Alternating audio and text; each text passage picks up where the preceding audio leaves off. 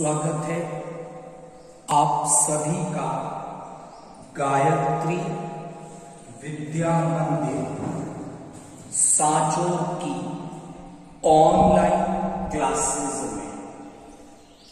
हम लोग बात कर रहे थे मानव में पाचन तंत्र और लास्ट लेक्चर में हमारा डिस्कशन चल रहा था आहार नाल की संरचना के बारे में, एलिमेंट्री कैनाल की स्ट्रक्चर के बारे में। और हम लोगों ने शुरू किया था माउथ एंड ओरल कैविटी, मुख तथा मुख गुहा के बारे में। और वहां हम लोग बात कर रहे थे कि मुख गुहा में 3 महत्वपूर्ण संरचनाएं उपस्थित होती हैं। एक हमने बात की थी पैलेट के बारे में, तालू जिसे हिंदी में कहा जाता है। एक हमने बात की थी टंग के बारे में, जिसे हिंदी में जीभ, जिह्वा के नाम से जाना जाता है। आज हम लोग बात करेंगे बक्कल कैविटी में या ओरल कैविटी में टिथ के बारे में, दांत के बारे में आज हम लोग डिस्कस करेंगे। टॉपिक स्टार्ट करें उससे पहले कुछ बातें। नंबर 1, दांत जो है ये बक्कल कैविटी में, ओरल कैविटी में उपस्थित एक महत्वपूर्ण संरचना है। और ये जो दांत हैं भोजन के यांत्रिक पाचन में, मैकेनिकल डाइजेशन में एक महत्वपूर्ण भूमिका निभाते हैं। तो जो टिथ है ये एक ऐसी स्ट्रक्चर है, एक ऐसी संरचना है जो यांत्रिक पाचन, भोजन को चबाना है, उसको मिक्स करना है, उसकी ग्राइंडिंग करना, उसे पीसना, ये सभी जो काम है वो यांत्रिक पाचन में सम्मिलित किए गए हैं। तो बेसिकली जो दांत हैं ये यांत्रिक पाचन की क्रिया में सम्मिलित होते हैं। ओके, जब हम बात करते हैं दांत की तो कुछ महत्वपूर्ण बातें मैंने यहां पर जानकारी के लिए लिखी है। 1 बाय 1 हम पहले इनको डिस्कस करेंगे और फिर एक दांत की स्ट्रक्चर की मैं बात करूंगा। पहली बात, आप सभी ने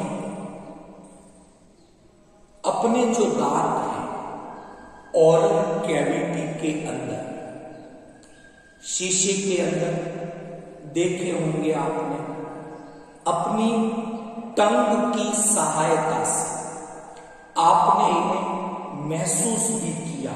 तो क्या देखते हैं हम कि मानव की मुख गुहा में जो ये दांत उपस्थित हैं, ये सभी दांत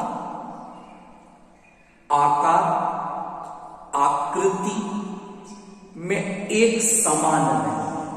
तो मैं ऐसे बात करता हूं कि हमारी बक्कल कैविटी में जो दांत उपस्थित हैं वे आकार में, आकृति में और कार्य में, तो सीधी सी बात करें कि मुख गुहा में जो दांत उपस्थित है ये संरचना में और कार्य में अलग अलग प्रकार के हैं और इसी व्यवस्था को विषम दंती व्यवस्था, हेटेरोडोंट कहा जाता है।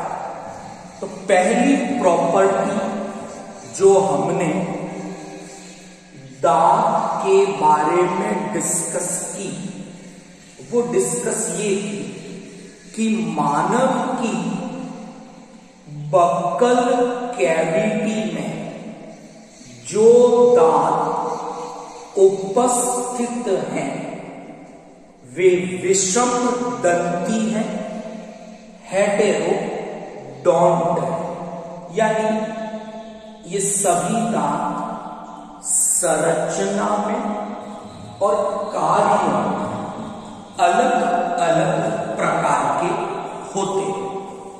तो बेसिकली 4 प्रकार के दांत हैं। नाम लिखते हैं।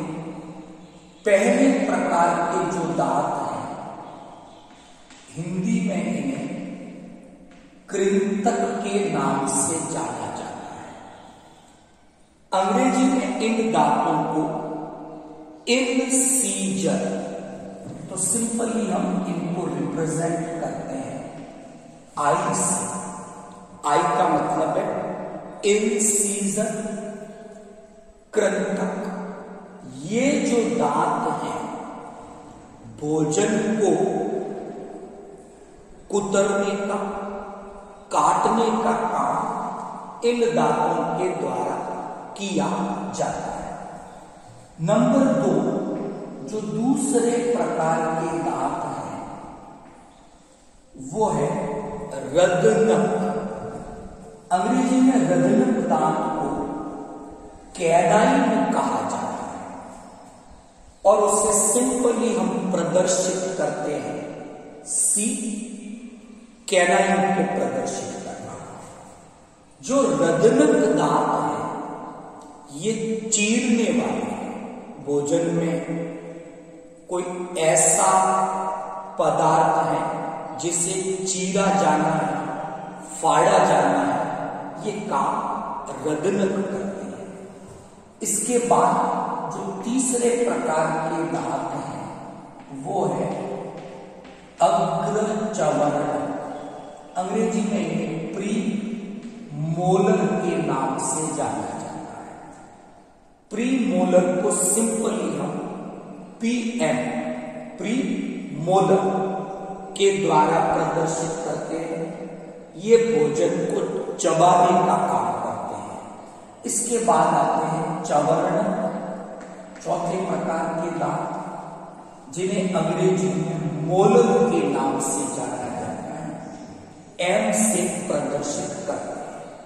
चवर्ण भी चबाने का काम करते हैं। तो मुख गुहा में हम क्या देखते हैं कि संरचना के आधार पर, कार्य के आधार पर ये 4 अलग अलग प्रकार के दांत उपस्थित होते हैं। कृंतक, रदनक, अग्रचवर्ण, चवर्ण। इन सभी के कार्य अलग अलग है। इन सभी की संरचनाएं भी अलग अलग होती हैं। तो मानव में हम बात कर रहे हैं कि कृंतक की संख्या कितनी है, रदनक की संख्या कितनी है अग्र चवर्ण की संख्या कितनी है, चवर्ण की संख्या कितनी है। तो इन्हें प्रदर्शित करने के लिए हम दंत सूत्र, डेंटल फॉर्मूला काम में लेते हैं। तो दंत सूत्र क्या है कि मुख गुहा में उपस्थित विभिन्न प्रकार के दांतों की संख्या को प्रदर्शित करने के लिए जो सूत्र काम में लिया जाता है उसे दंत सूत्र के नाम से जाना जाता है। तो कैसे करेंगे दंत सूत्र को मानव के? पहले प्रकार के दांत हैं इंसीजर, दूसरे प्रकार के दांत है कैनाइन, तीसरे प्रकार के दांत है प्रीमोलर और चौथे प्रकार के दांत है मोलर। अब ये दांत इस प्रकार से व्यवस्थित है, ऊपर भी और नीचे की ओर, ऊपरी जबड़े में निचले जबड़े। तो कृंतक अगर हम देखते हैं इस प्रकार से, ये मैं हाफ पार्ट बना रहा हूं कि अगर मैं यहां से देखूं तो ये इधर हाफ पार्ट, ये इधर हाफ पार्ट। तो एक हाफ पार्ट का लिखकर हम 2 से उसे मल्टीप्लाई करते हैं। जैसी व्यवस्था इस ओर है दांतों की, ठीक वैसी ही व्यवस्था इस ओर भी है दांतों की। तो हम 2 से मल्टीप्लाई करते हैं। तो केवल इधर की बात करें तो इधर ऊपर की ओर 2 कृंतक, नीचे की ओर 2 कृंतक। तो 2 कृंतक इधर, 2 कृंतक इधर। ठीक इधर भी 2 कृंतक ऊपर, 2 कृंतक नीचे। तो 2 2 4, दूसरी तरफ भी 4। तो आपकी बकल कैविटी में कुल 8 इंसीजर यानी कृंतक की संख्या 8। कैनाइन की ओर आगे चले, एक तरफ की बात कर रहा हूं, ऊपर एक नीचे, यहां एक है, एक यहां है। ठीक ऐसी व्यवस्था, एक इधर एक इधर। यानी आपकी बकल कैविटी में कुल 1 2 और 2 उस तरफ, यानी टोटल 4 आपके रदनक दांत है। तो 8 कृंतक, 4 रदनक। फिर बात करेंगे अग्र चवर्ण, इस तरह से 2 ऊपर 2 नीचे। ठीक इधर तो 8 ही हो जाएंगे अग्र चवर्ण। फिर बात करते हैं चवर्ण, 3 3 यानी 6 इधर 6 इधर, टोटल 12 हो जाएंगे चवर्ण मोलर। काउंटिंग करें, 12 और 8 20 और 4 24 और 8 32। एक एडल्ट की बात करें, वयस्क व्यक्ति में टोटल 32 टीथ प्रेजेंट है। तो इस डेंटल फॉर्मूला से पता चल रहा है इंसीजर कितने, क्या व्यवस्था, कैनाइन कितने, क्या व्यवस्था, प्रीमोलर कितने, क्या व्यवस्था, मोलर कितने और क्या व्यवस्था।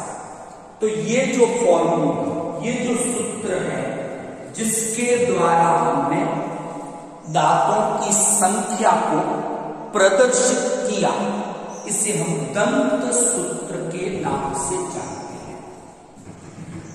अगली बात करूंगा मैं दूसरी प्रॉपर्टी पे। मैंने लिखा है मानव के जो दांत हैं डाइफायोडोंट, हिंदी में मैं इसे कहता हूं द्विबार दंती। मतलब मानव का जो पूरा जीवन काल है उसमें ये दांत 2 बार आते हैं। तो जन्म के पश्चात पहली बार जो दांत आते हैं उनको दूध के दांत, मिल्क टीथ के नाम से जाना जाता है। फिर वो दांत टूटकर गिर जाते हैं और उसके स्थान पर जो दांत आएंगे वो परमानेंट टिप, स्थायी दांत कहलाए। तो मानव के जीवन काल में दांत 2 बार आते हैं, इसलिए इन्हें द्विबारदंती डाइफायोडोंट के नाम से जाना जाए। तो ये जो मैंने दंत सूत्र यहां लिखा है, जो ये संख्या बताई है, ये वयस्क व्यक्ति की है। स्थायी दांत की बात की है। जब हम दूध के दांत का दंत सूत्र लिखेंगे तो 2 और 2 यानी इंसीजर सेम है, कैनाइन सेम है, प्रीमोलर होते हुए इसकी जगह 0 और मोलर की जगह 2, तो टोटल मिला के कितने होंगे? 2 और 2 4, यानी 8 ये हो गए, 4 हो गए 12, यहां कुछ नहीं, 12 और 8 यह हो जाएंगे 20। Is that clear? तो दूध के दांत केवल 20 हैं, प्रीमोलर नहीं होंगे, और मोलर 3 की जगह 2 होंगे। तो दूध के दांत का दंत सूत्र आप लिख सकते हैं 2102 इंटू 2, और अगर वयस्क का पूछा जाए 2123 इंटू 2। तो यहां तक आपको समझ में आया विषम दंती का क्या अर्थ है और डाइफायोडोंट का क्या है। अब मैं तीसरी बात करूंगा, ठीकोडोंट। हिंदी में इसे हम कहते हैं गर्त दंती। कि अगर दांत की संरचना देखें तो इस तरह से बोन्स, हड्डियां हैं, यहां पर उन हड्डियों के बीच सॉकेट, ऐसे गैप बने हुए, उस गैप के अंदर दांत ऐसे धंसा हुआ है, इस तरह से। तो गर्त दंती, गर्त में दांत धंसा हुआ है मजबूती के साथ, टाइटली, ऐसे दांत ठीकोडोंट कहलाते हैं। तो मानव के दांत की ये 3 प्रॉपर्टी डिस्कस की कि वो विषम दंती है, क्या मतलब है इसका, ये समझ में आया। वो द्विबारदंती है, क्या मतलब है, ये चीज क्लियर हुई। और वो गर्त दंती है, वो समझ में आया। ओके, अब हम बात करेंगे दांत की संरचना की। अगर आप शीशे में दांत को देखते तो मैं उसी संरचना को यहां पर एक सरल रूप में रिप्रेजेंट कर रहा हूं कि यहां कहीं पर मसूड़ा है, ये इस तरह से क्लियर। यहां हड्डियां वगैरह जो होगी वो मसूड़े के अंदर की तरफ है, क्लियर। तो दांत का जो हिस्सा आपको मसूड़े से बाहर निकला हुआ दिखाई देगा, ब्रश करते हैं तो आप दांत देखते हो, तो दांत का जो हिस्सा, ये मान लो मसूड़ा है, इससे बाहर की ओर निकला हुआ है, इट इज कॉल्ड शीर्ष, क्राउन के नाम से इसे जाना जाता है। तो ये अगर मैं यहां से मसूड़े की बात कर रहा हूं तो ये शीर्ष है, क्राउन वाला भाग है, और जो हिस्सा मसूड़े के भीतर बोन्स है उसके गर्भ में धंसा हुआ है, ये रूट है, दांत की मूल है। और इस क्राउन और रूट के बीच में अस्पष्ट सा एक भाग है जिसे ग्रीवा, नेक के नाम से जाना जाता है। यहां तक 3 भाग हो गए, क्राउन, नेक, रूट। क्राउन यानी शीर्ष, नेक यानी ग्रीवा, और उसके नीचे आ गया मूल। ओके, अब जब हम दांत की स्ट्रक्चर देखें तो दांत के ऊपर एक चमकीला आवरण है, it is called enamel, clear. Enamel मानव शरीर का सबसे कठोर पदार्थ है, तो इजीली नष्ट नहीं होता। तो दांत के ऊपर एक चमकीला आवरण है जिसे इनेमल नाम दिया गया है। दांत का निर्माण जिस मैट्रिक्स से, जिस अधात्री से हुआ उसका नाम है डेंटिन। तो डेंटिन से पूरा दांत बना हुआ है। डेंटिन के ऊपर एक चमकीला आवरण है, इनेमल। अब हम क्या देखते हैं कि दांत की संरचना में एक पल्प कैविटी, मज्जा गुहा उपस्थित होती है। इस पल्प कैविटी के अंदर कुछ विशेष प्रकार की कोशिकाएं जिनका नाम है ओडोंटोब्लास्ट। इन्हीं ओडोंटोब्लास्ट कोशिकाओं से ये डेंटिन बनी है और दांत की वृद्धि होती है ओडोंटोब्लास्ट से। तो जब तक ओडोंटोब्लास्ट एक्टिव है, सक्रिय है, दांत की वृद्धि होगी, और जब ओडोंटोब्लास्ट इनएक्टिव हो जाएगी, दांत की वृद्धि होना भी बंद हो जाती है। इस पल्प कैविटी के नीचे एक मूल छिद्र है जहां से ऊपर तंत्रिकाएं, ब्लड की सप्लाई दांत को मिलती है। Is it clear? तो ये एक सामान्य सी स्ट्रक्चर की बात की, ओडोंटोब्लास्ट की बात की, जो डेंटिन बना रही है। तो इस तरह की एक दांत की स्ट्रक्चर होती है। इनेमल के बारे में पढ़ा, डेंटिन के बारे में हमने डिस्कस की। तो आई होप हम बकल कैविटी को आज कंप्लीट कर चुके हैं। कल हम डिस्कस करेंगे फेरिंक्स के बारे में, ग्रसनी के बारे में, जो हमारी एलिमेंट्री कैनाल का सेकंड पार्ट है। Thank you all of you.